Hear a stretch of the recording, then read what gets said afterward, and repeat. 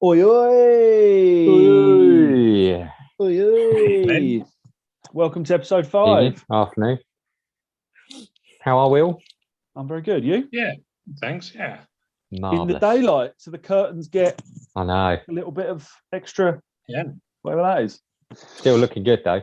Yeah, like I say, they're not going. Whatever we decorate this room like, they're staying. So that's fine. No, man. Definitely, yeah.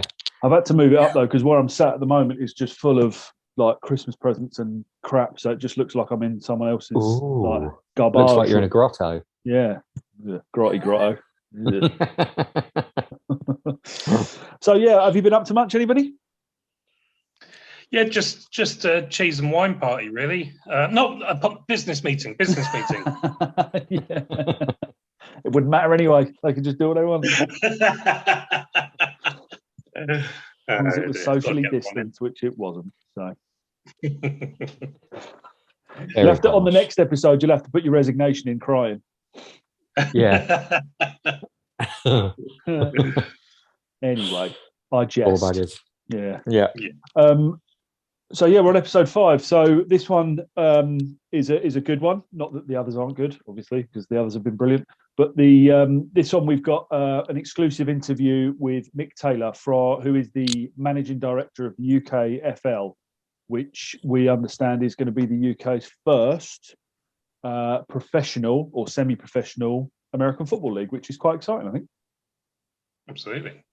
So what we'll do is, to kick off the shows, we'll just play the interview and then we'll have a chat about it afterwards. So I caught up with Mick earlier on this week, who was very courteous to talk to us and explained a little bit about what the UKFL is going to be doing in the next 12 months.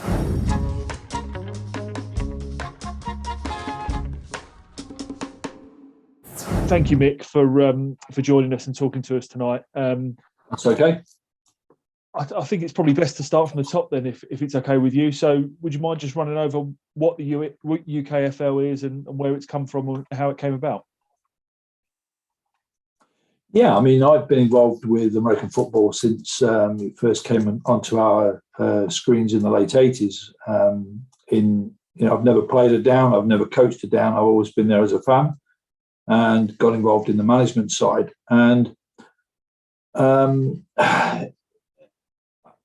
British football, right now, there just seems to be this discord between the NFL is on Sky every single weekend. It gets brilliant coverage. Loads of people watch it. It's on BBC. You talk in society in pubs and clubs, and people are aware of the NFL. The Wembley games and the Spurs games sell out within hours at silly prices for the tickets. And then you compare that to what we have in the British game, and it just doesn't stack up, and you've got to sort of ask some really difficult questions as to why that is. Why would fans of the game not support the grassroots game? Yeah. And the bottom line is the game's not good enough. That is it, and it's an amateur sport. Professionals are not allowed. So we don't import players. We don't have the opportunity. If we get British players that are good enough to pay them, they go abroad. And I don't know if you're aware that the UK is one of the only major European countries, that doesn't have a professional league. Most of the others do. Okay. And when we were doing some of our research, we sat down and we made a list of, British players that we know play abroad, and we stopped at 50, and we think there's about 100 on and off. Yeah. And they're not going over there for, $1 million a year. They're going over there for walking around money and somewhere to live, as an experience. So, and if you ask the question why, it's because they don't have that opportunity in the UK. And the other thing on that is, the ones that choose to go and play do that. But what about the ones that don't choose to go and play that are good enough? They just stop playing. There's as many of those as well, who have. So it's a young man's game, and, you're generally in your early 20s when you're at that point where you've got to make a decision. So if they're good enough to play professionally and they don't want to go to Europe, but they've got a job or a career, they're going to go with that. Of course they are. Yeah. So it's very, very frustrating. So we took a hard look at the grassroots, and if you take from a commercial point of view, I mean, teams can only exist and pay players if they have income. Yes. The only income in British American football is the subs that people pay to play. That's not sustainable. No. There are too many teams, not enough players. The standard of refereeing is questionable.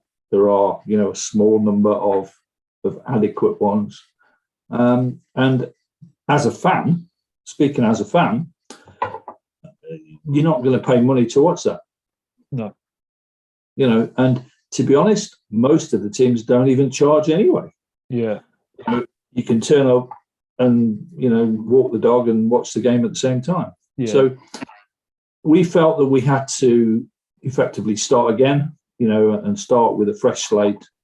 So we considered, working with existing teams or existing organisations, but we felt there was too many politics and too many, things that would restrict it, rivalries and what have you. So we decided we're going to go with new teams in geographically based areas. Yeah. And we still aren't 100% on those, but we've got a really good idea. We're probably 95% where we want to be.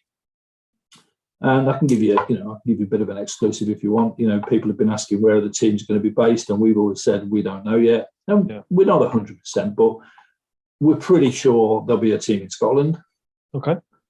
We're pretty sure there'll be a team in Wales, and that leaves 6 teams in England. Okay. And whilst you don't have to be Einstein to work out those 6 teams are going to be in major cities, there may be some slight variations or slight deviations, because the one thing that we feel is absolutely uber critical in making those decisions is finding the right stadium that can host the games, but more importantly, put on a fan experience. So with those stadiums that you said there in like major cities, what's the criteria that you've had to sort of hunt out? Okay, so we've been working on the project now for quite some time, and we did an initial. We got an initial database of stadiums in the UK, and there was about 450 on there, I think, to start with. So we put some criteria in, which was minimum 5,000 capacity, maximum 25,000. We didn't think there was any point in, rattling around in a 50,000 stadium with, 10% of it full. We felt it was a better experience to go for a smaller stadium with good numbers and a crowd and a bit of an atmosphere. So we then took out certain extremities, shall we say, so, not Cornwall or not Northern Scotland or not, areas where they couldn't substantiate a team. Yep. And I think we got down to about 100 in the end. Okay. Initially by phone call or email. And we've probably spent the last 6 months doing that. Oh, with wow. limited 6. Yeah, it's been a bigger project than we thought, to be honest. We thought it would be quite easy. We're down to about 15 or 20 now, no more, where we've had conversations. The stadium want to work with us. It meets all the criteria. So, we've had silly conversations like the length of the pitch is a classic one, So we need 100 yards plus the 10 yards each end zone. So we need a 120-yard pitch, and we won't compromise on that. We're not going to go for a shorter one. No, that's fair enough. So that immediately rules out some stadiums, because you can't if there's no room, you can't physically make it better. So whether they were willing or not, that immediately ruled it out. The second thing was that we wanted to have a permanent Y post in there. Or a facility to have a permanent Y post, not literally have them there all the time, because that would be silly if they're other sports. But and again, some grounds were prepared to do that, and others weren't. So that was a criteria. And the other thing, strangely enough, well, not strangely enough, was a changing room size. Certainly with football stadiums, not so much with rugby. Rugby tend to be a little bit bigger, but some of the stadiums were just, the changing rooms were just tiny. So. Those things were immediate rule outs, no point even having the conversation, but there are others that, are suitable. And primarily we've gone with Premiership rugby, lower league soccer. Okay. as the sort of the level of the stadium.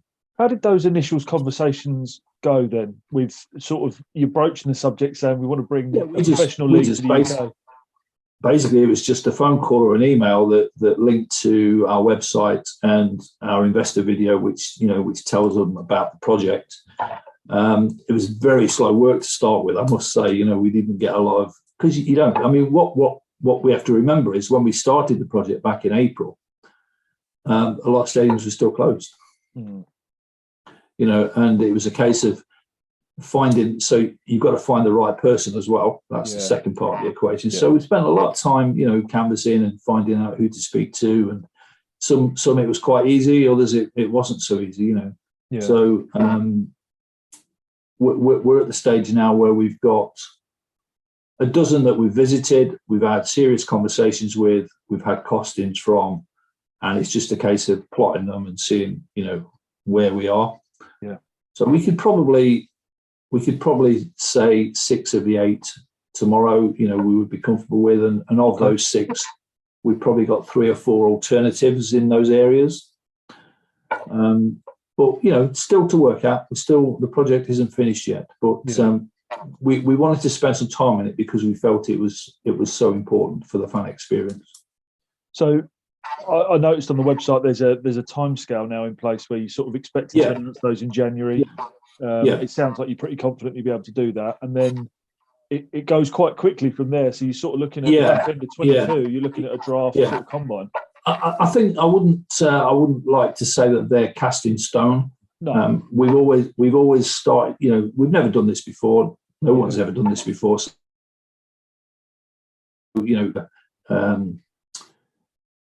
I won't say vague, but they were just a guide. Yeah. Yeah. And I think people of the stadiums, we thought that project would be done in 3 months, and it's taken us nearly 9. So, I think we will announce early next year the areas. We probably won't name the teams because that's another project really, in that we want to get some fan involvement. Yeah. If it's going to be in the city where you live, then, some of the stadiums might even want some involvement because, they've already got brands in those stadiums, and they might want to use that brand for American football as well. So absolutely. A lot of stadiums now are going, multi-sport, rugby league and rugby union, or, rugby union and football and that sort of thing. So, those conversations are still going on, but we've always said that the timescale, whilst it's a guide, we want to do it right. We don't want to do it quick. Absolutely, yeah. And if it means we have to put it off another year, that's what we'll do. And what's the sort of initial conversations with investors been like? Have you sort of had good feedback from them? We have, yeah. There's a lot of people think it's a good idea. I mean, the issue we've got is because we're a brand new project, we're pre-revenue, so that takes out all your institutional investors. We're talking to private individuals that effectively, understand the real world, shall we say? Yeah. Well, yeah. It's a gamble, isn't it? It's still ultimately. It is absolutely a gamble. Any business is a gamble, and one of the reasons that we got the EIS program in from the revenue was exactly that it's not been done before, and we felt that would attract some sophisticated investors who understand that they could be losing their money. Absolutely, because that's the reality of it. A savings account you put it into where you're guaranteed to get your money back with interest. That's not how it works. Yeah. But we've had some interesting conversations. To be honest, a lot of the conversations we're having with people are from America, because they understand the game, they understand the sport, they understand, what goes on. Yeah. And most of the conversations we're having is they're saying, well, how can you, how is it you only need that amount of money? Yeah. How can you do it? Well, we're not paying 100 players. That's why. Yeah, exactly. Absolutely. Yeah, I can imagine. It's still ongoing. Yeah, and it's just interesting because obviously the website looks great and the investor video looks fantastic, and you can tell that it's not just with the greatest respect, it's not just guys going, "Oh, we can do this." There's, you Yeah. can see there's a plan in place. You can see. Well, that's what we've tried to do. We've tried to do it properly, and we still need still need people to get involved. We've got a number of the places filled on the board, but there's still room for others. We've got people working behind the scenes on projects that aren't visual. And it'll be a while yet before we get to the stage where we're anywhere close to being complete. But we are moving forward, and we've made significant progress on our digital marketing side. We've done a lot of work on that, and we've had some good response and good success. And we hope to continue to do that. But it's a big project. Absolutely. Yeah. I mean, I know it's very early stages at the moment, and you probably might not have an answer for this, but with the initial 8 teams, is there, if this does snowball and does well, is there sort of contingencies to take it to 10, 12, 16? Yeah. The plan B, if you like, once established, is to go to 12. Okay. Maybe not straight away. Yeah. Maybe go to 10 and then to 12. But yeah, there are areas, and the northeast, funny enough, where we're based, is one of them. So we've done workings on. We've taken demographic information, on population by postcode, and we've tried to work out, so that it's even as best as you can. So you might have big areas of Norfolk, for instance, where you've only got a small number of people. Where in London, you've got a tiny area that's got the same volume. So it's not completely possible, but we've taken into account demographic of where people live. We've taken into account how far fans are prepared to travel, to games. Because at the moment, you haven't got one choice. You've got to go to London, wherever you live. Yeah. Which, if you're in Scotland or in the north, is difficult. Because it's a full day to get there. You've got to stay over. So we're trying to get it so that there's equidistance between the teams in physical driving time or transport time. Yeah. And likewise, we want it to be as equal as we can for the game, because we don't want, for instance, the London team to win every game, because that's what will happen. Yeah. If it's allowed to just run that way. Yeah. So within reason, we want to try and do a draft with players. We want to try and do it the same way that the NFL do it, so that the worst team gets the first pick and what have you, and the contracted players go to play. They're all paid the same, and they go whether they play in Scotland or Wales or London. It's all the same. Yeah. Because that's what people want to see. They don't want to see games of 100-0. That's not fun. No, it's not fun even if you're winning. Yeah, it does. Yeah, I know what you mean. Is it? With the 8 teams, then? Look at the NFL this year, right? Just on the NFL this year, look how many close games there's been, and how much more interesting it is. And you're a fan like me. Can you tell me who's the outstanding team this year in the NFL? There isn't one. No, absolutely no. 5 or 6 weeks ago, probably, but no, it's got a lot tighter, a lot more recently. Yeah. And it could change. With the 8 teams, is there going to be? Have you got a format in mind? So will it be a case of everybody plays everybody? So there'd be a lot of national travel, or will it be you'd have 2 or 3 teams in the? Yeah, ideally, we'll have 2 conferences, North and South, and they'll probably play home and away, which would be 6 games. Yeah. And then there would be some interconference games as well. Okay. But you probably only play the interconference once in alternate years. We're not 100% final on that yet. Yeah. We've considered doing some like magic weekends, like in rugby league, where we have one venue, several games. Yeah. But again, until we've got the venue sorted out, we can't really decide on where that's going to be. Yeah. Have you had any interest from sort of broadcast partners or anything? Is it going to be something that's going to be broadcast, or is it going to be fan experience in the stadium? I don't think it's going to be broadcast. I mean, the general consensus, if you speak to most people, is that TV broadcasting is probably dying. It's going to be more streaming via the internet. Yeah. So we're we're currently working with somebody on doing a like a full digital program platform. I can't get too technical, so I don't know what it's all about. I'm too old for all that shit. But I'm told, that we can live stream and we'll be able to show special features, and we can put some things on which are paid content and all that type of thing. So every game will be available to see, as a fan, or if you're not in the country and you want to watch it worldwide. I mean, we've gone May, June, July for a number of reasons as well, but primarily because there's a gap after the NFL draft. There's no NFL till like August. So there's that gap. Yeah, that we think we can fill, but the quality's got to be right. Absolutely. So I take it the next steps are we're finalising the locations, and then it's a case of announcing those and then making the next steps from there. Yeah. That we hope to do that in Q1 this year.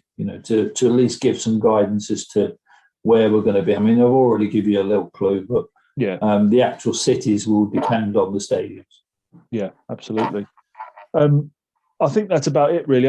What I wanted to do is I just wanted to get a grasp of what the UKFL was about, what you guys were going to do for the sport. I mean, we've been an advocate for trying to get a league that's professional for years. I mean, we talk about it all the time, but it's just right. Obviously, we just talk about it, but it's a case of understanding how the logistics involved, the operational stuff that's involved. It's not just a case of we'll pick 8 teams and we'll go with it. Like you say, no, I understand. Yeah, you've got to understand the fan experience. You've got to make it right for people to want to come back, and it's got to be sustainable. Exactly like you said, it's got to be a sort of 5-year, 10-year plan. You've got to look around the corner at the next couple of seasons. So it sounds really good. And if there's anything that we can do, I mean, you're more than welcome to just let us know, and we'll be more than happy to do so, because I think it's going to be great. On the fan side, that would be really helpful. Yeah. I didn't catch that, Sam. Sorry, say it again, please. Just anything that we can do, anything that we can sort of help with, promote. We're more than happy to, because it would be great for the sport in general. Like you say, it's been a long time coming, I think, and it's good that people are now sort of doing it, getting involved and taking it on. Yeah, good, excellent. All right. No, I appreciate your time, Mick, and thank you very much. And we'll get it posted, and we'll catch up soon. Anytime. Thanks. Cheers, Sam. Thank you very much. I found it really exciting. Like, the reason we approached Mick was because we'd seen a lot on social media. They do a little NFL blog, and they've got some exciting ideas. But it's what we were talking about is the fact that we've talked about it before on this series, and when we did the podcast previously, is that it would be great if we get to a stage where the British game has a professional league that players can aspire to play in, or they can do whatever. And I think that it is a very tangible reality now that is going to be the case. Very much so. I hope so.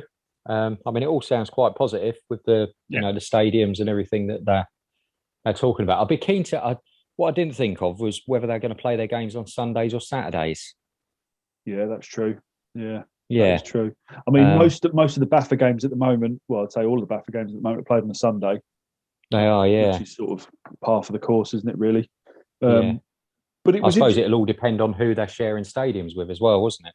I mean, it was good that we sort of managed to get out of them a bit of an exclusive that they're going to have a team in Wales and they're going to have a team in Scotland, which I think is really good, because I know that there are BAFA teams dotted around, and you've got teams in Scotland and Wales at the moment.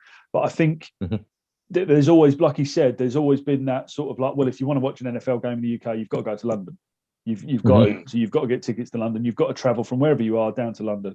So to have, at whatever level, if it's going to be professional and you're going to be in a stadium and you're going to do all that, I think that's good to have that that sort of national approach, which I think is good, because you don't want 8 teams in London, because that's just ridiculous. Well, and also, did he say that it's going to be 4 in the north and 4 in the south? They're going to try. So that I think the idea being is that they've settled on, he said, about 6 roughly of where they expect to have the teams. So they know that there's going to be one in Wales. You can imagine it's going to be around Cardiff, I would have thought. You know, there's going to be one in Scotland, whether that's Edinburgh, Glasgow. You'd expect it to be on a travel corridor of some description. And then you'd expect, like he said, the remaining 6 teams, you'd expect a good bunch of them probably to be in and around London. But I think that's not only just because of where it is, but you'd expect the infrastructure is a little bit easier to get to because everybody can get there. But I would expect them to have one in sort of the northwest, so Manchester, Liverpool. You'd expect someone to be in Birmingham, and you'd probably expect 2 or 3 teams to be in and around the M25. So I think you don't want, like you said, you don't want teams in Truro playing a team from Canterbury, or do you know what I mean? Because you're going to end up with a disparity on travel times and stuff like that. So, and you want it competitive as well. Absolutely, yeah. Milton Keynes would be a good spot. Yeah, I like Milton Keynes. Yeah, Milton Keynes would be a good spot. Yeah, that would be a good spot. I mean, the MK Dons Stadium would be perfect for it. Absolutely. Maybe we'll as would Carrow Road in Norfolk. You mentioned Norfolk, whether that was a that's true. Yeah, whether he did that on purpose or what, I don't know, but that would be pretty good. That's only 20 minutes up the road. Well, there you go. See, but I think I mean, it would be fantastic.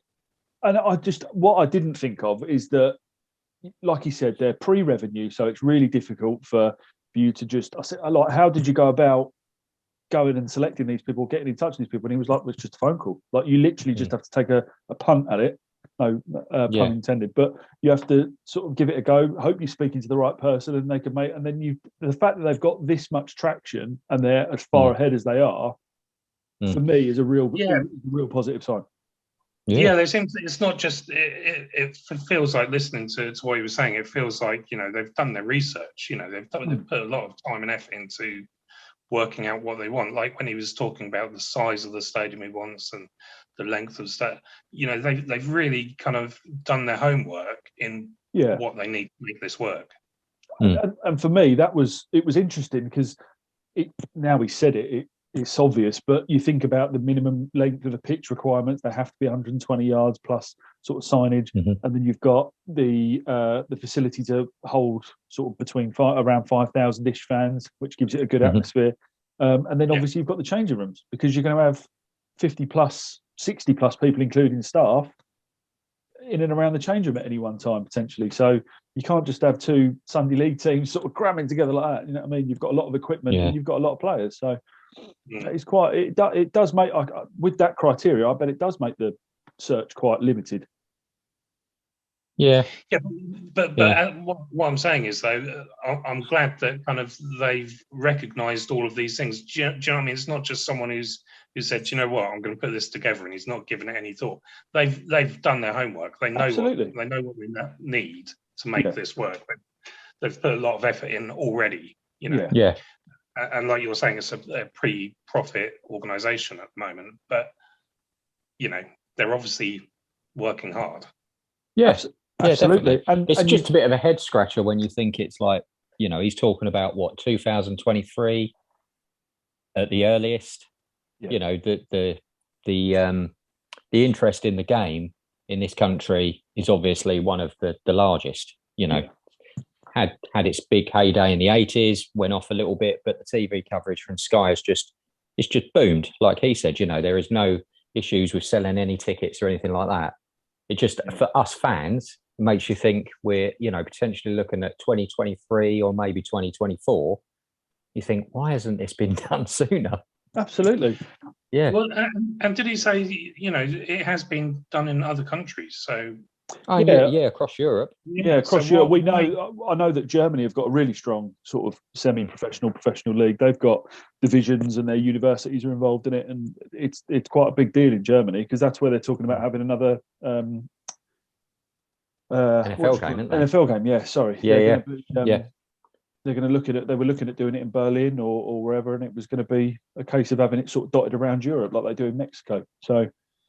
It is interesting, and like we say, we've sort of almost been too fixated on the fact that there's got to be an NFL franchise in London for us to sort of have American football over here. We haven't American football here, we haven't really sort of had the idea. It was like, well, why can't we just make our own professional league? Like, why can't we sort of do that? And I think it's really, for me, it sounded like the fact that they've only been, they started in April, according to him. So it's in that short space of time, you're talking less than a year.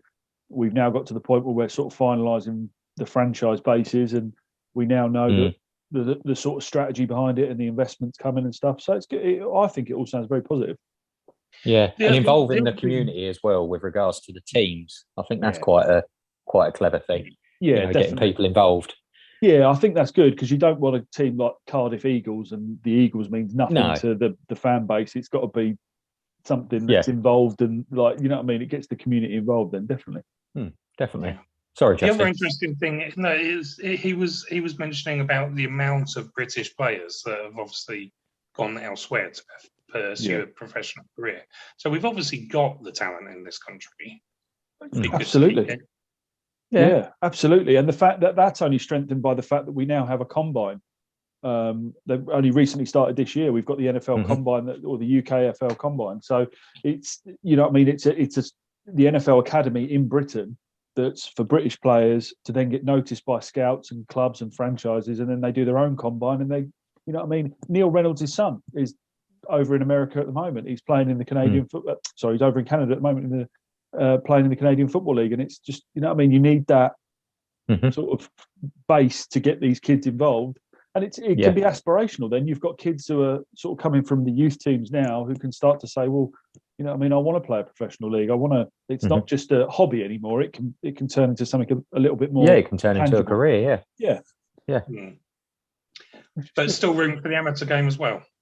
Yeah, absolutely. And I think that's when we were talking about it earlier, I genuinely think they can run concurrently. I don't think, in my opinion, you'll lose that amateur fan base, because for people like me, and the only reason I use me as an example, I'm never going to be able to play in a professional league, but I'm quite looking forward to being able to kit up and go and play in an amateur league sort of thing. You know what I mean? It still gives me something to do. You get that fix, isn't it? Yeah, absolutely. Yeah. And there are so many teams in the UK. I don't think you could just sort of step on it. I don't think you could. I think there's too much of a. Absolutely. Yeah.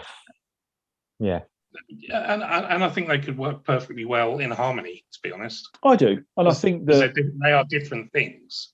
You know, absolutely. they are.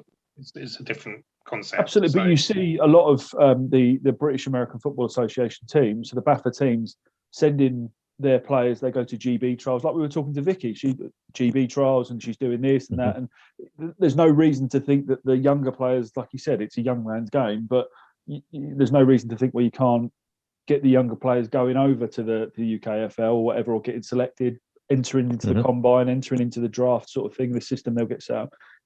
I see it as, like you say, it almost becomes like a feeder league, and you've got your aspirational sort of side to it.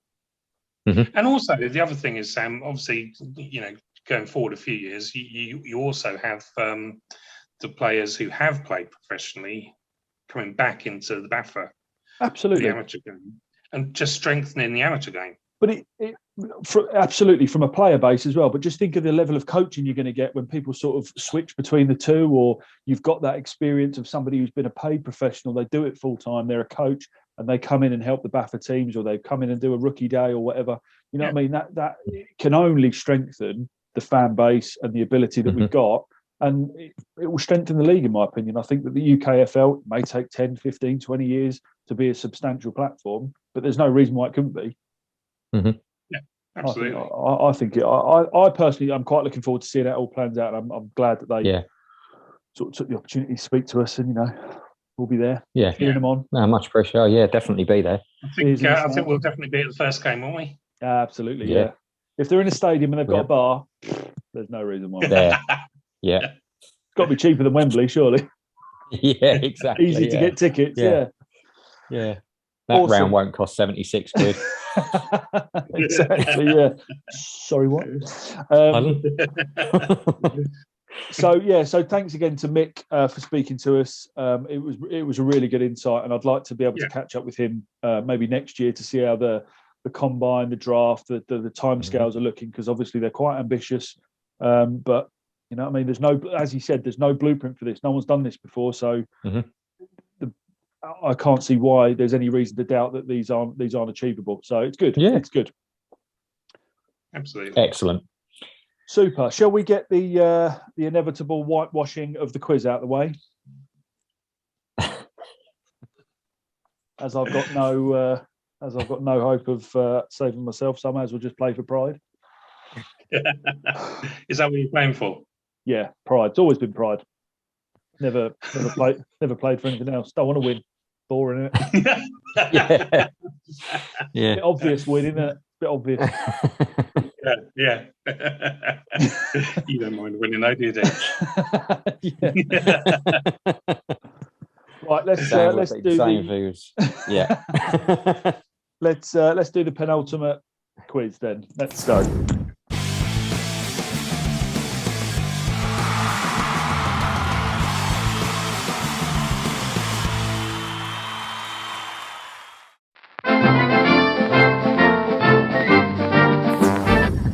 My face on it this time?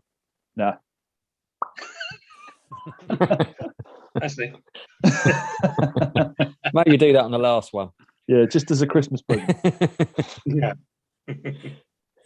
Anyway, so this week's quiz. After the success of the last quiz, I thought I'd go for a similar concept, to be honest. Shit. But this one is called "Where the Wild Things Are." Any sounding like any book or anything or any movie is purely coincidental. Coincidental, yeah. Don't sue us. But so this time I'm going to give clues to an animal or bird, which represents an NFL team. Yep. And you have to say the place name, just the place name. Don't want anything else. First answer only. And again, we're going for the same scoring system as last time. So it's 2 points for the correct answer, and it can be passed over for a point if you get it wrong or can't answer. So, who's going to go first? Go on, Dave. You go first. You sure? No, I've got a question. All right. Oh, okay. Oh, okay. I was trying to be. Well, you are then.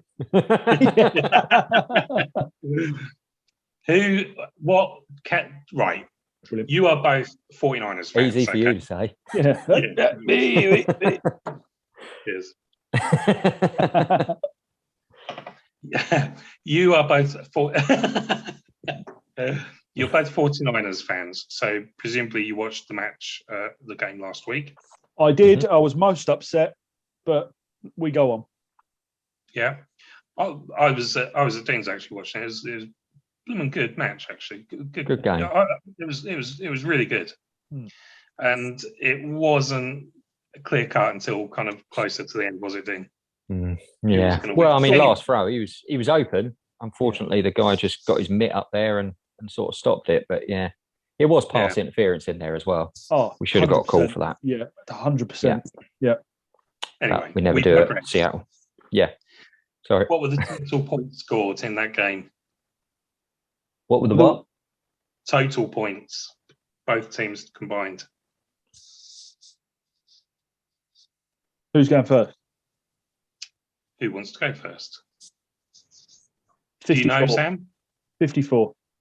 54 for Sam, Dean? My mind's gone completely blank. 52. 52. Yeah. Should we have another question? Because it was 53.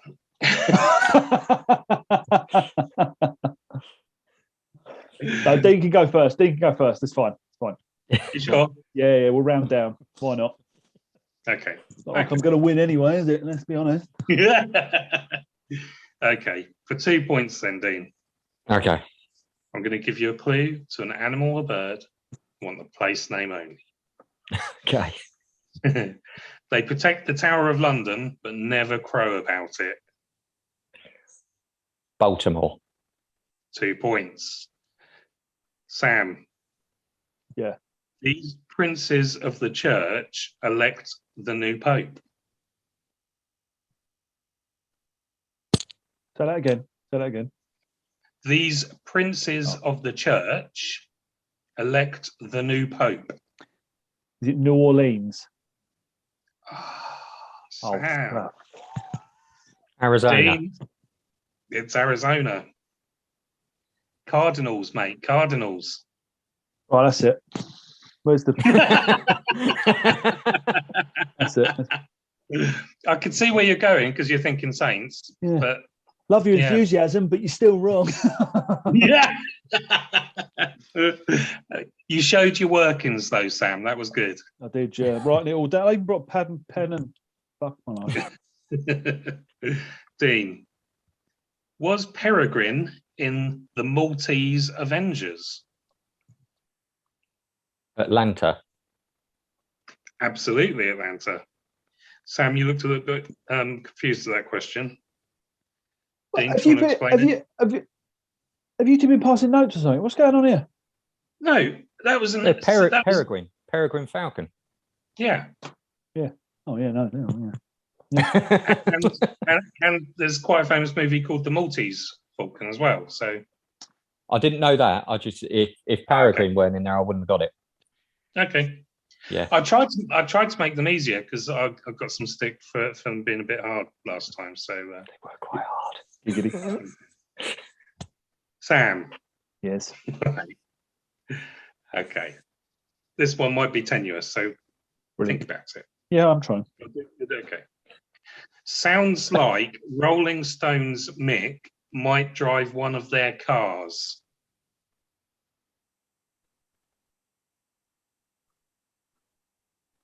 What? Rolling Stones Mick sounds like Rolling Stones Mick might drive one of their cars.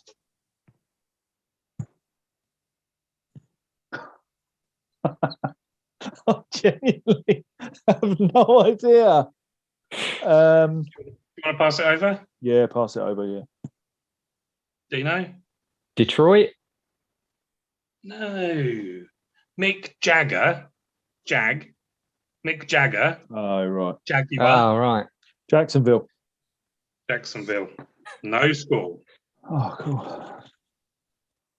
So back to you, Dean. Clouseau's Diamond and a Oh. Marvel King.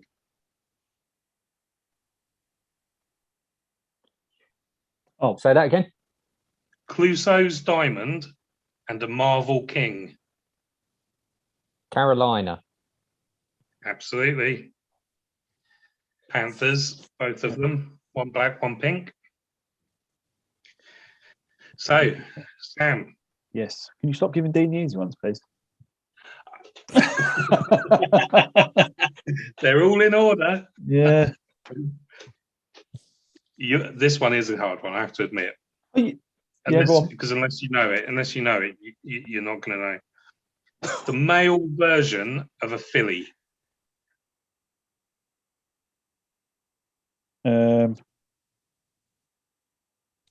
Oh,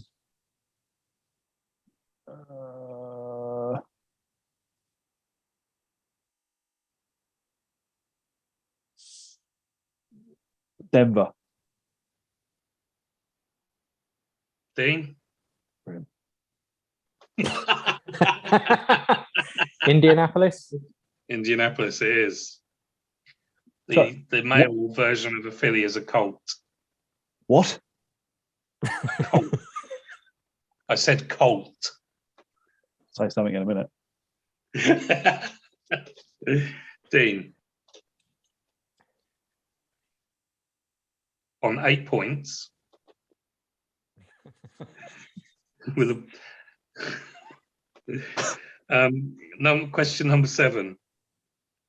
I, not you, have a random memory of a raid carried out by these animals. What? I, not you, have a random memory of a raid carried out by these animals.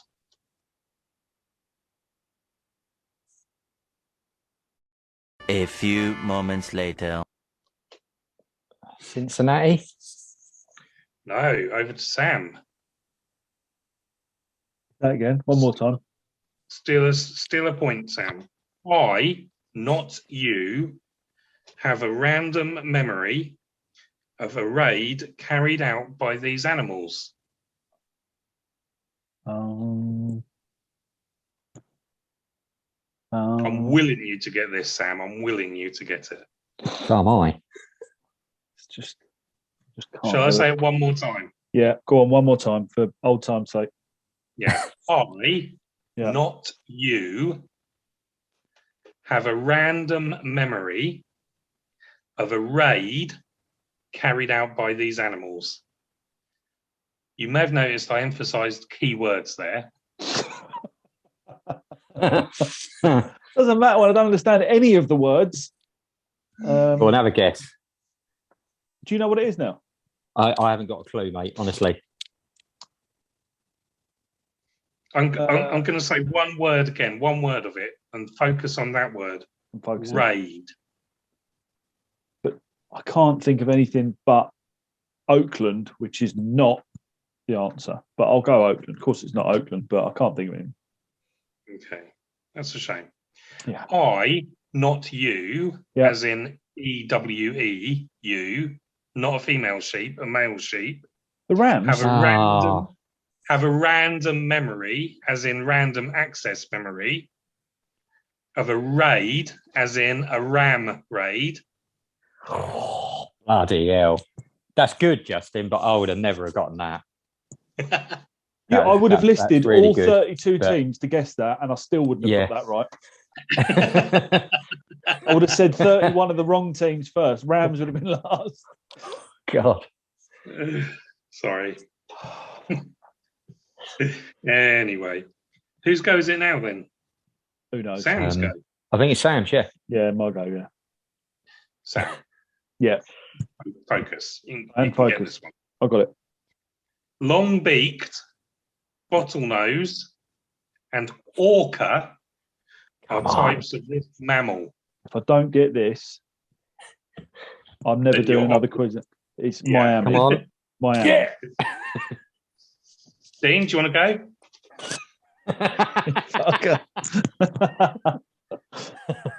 No, I think he's got that one. He has got that one. Do I get 12 points for that, did you say? That was muscle memory kicking in and went after that over today. Automatic response. Sammy, nice. Okay. Dino. US President Roosevelt gave his name to a cuddly type of this animal.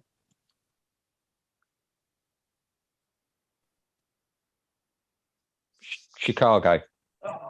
Absolutely. Well done. Teddy Roosevelt gave his name to the teddy bear. Sam, for pride, Sam, for pride. There is no pride left.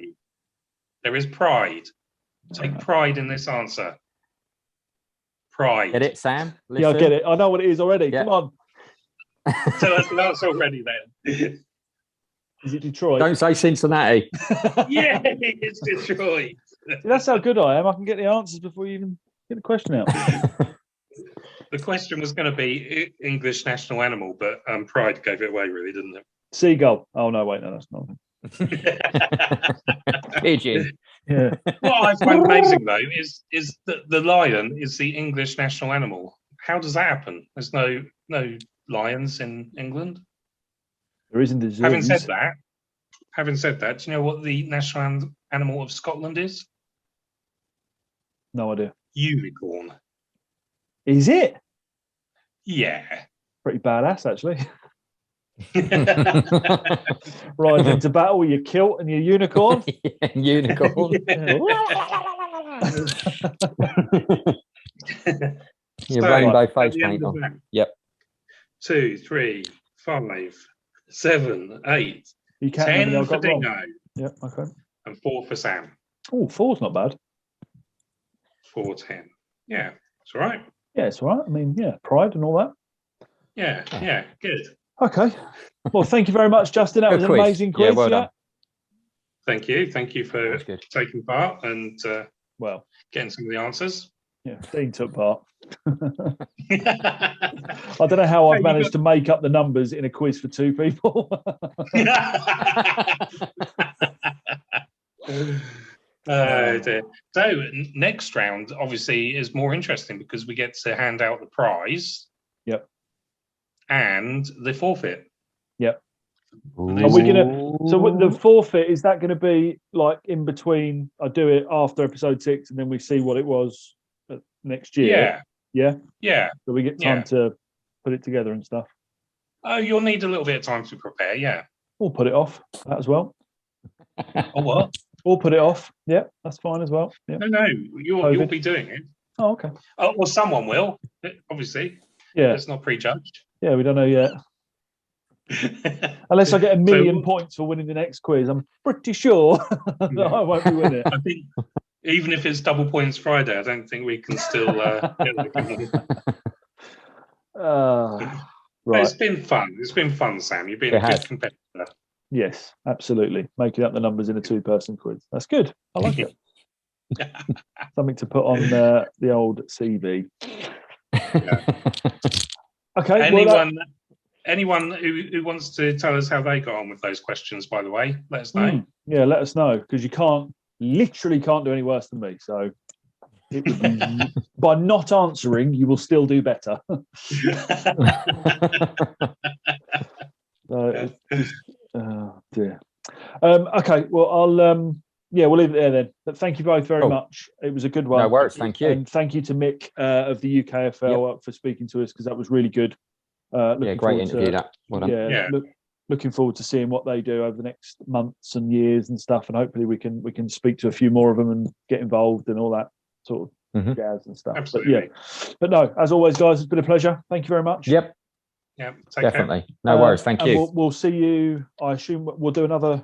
Are we doing another one before Christmas? I think we probably do. Just before Christmas, I guess. Oh, yeah. Squeeze one in before Christmas. Yep. And we'll do we'll finish the season, and then we'll wish you all a Merry New Year and Happy Christmas. That way around. Yeah. Let's do that one. Yeah. Right.